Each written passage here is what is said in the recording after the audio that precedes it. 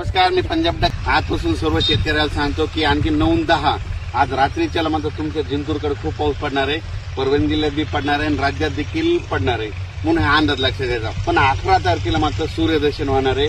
11, 12, 13 3 दिवस सूर्यदर्शन राहणार आहे। त्याच्यात तुम्ही तुमच्या फवारण्या करून घ्या, तुम्ही तुमचे खत पेरून घ्या, कारण की 14 आणि 15ला परत मोठ्याला थेंबाचा थोडा पाऊस येणार आहे, पण ते भाग बदलत असणार आहे, लय मोठा काही नाही म्हणून काही चिंता करायची गरज नाही।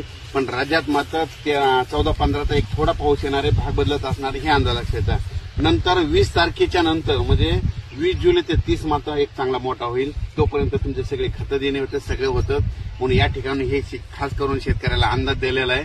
आणि राज्यात सर्व शेतकऱ्यांना सांगू इच्छितो की आज पूर्व विदर्भ आणि पश्चिम विदर्भात खूप पाऊस पडणार आहे। त्याच्यानंतर मराठवाड्याकडे यायचं झालं तर परभणी जिल्हा, त्याच्यानंतर जालना जिल्हा, संभाजीनगर, बुलढाणा जिल्हा, इकडे बीड जिल्ह्यात काही भागामध्ये पाऊस म्हणजे हे चांगला राहणार आहे।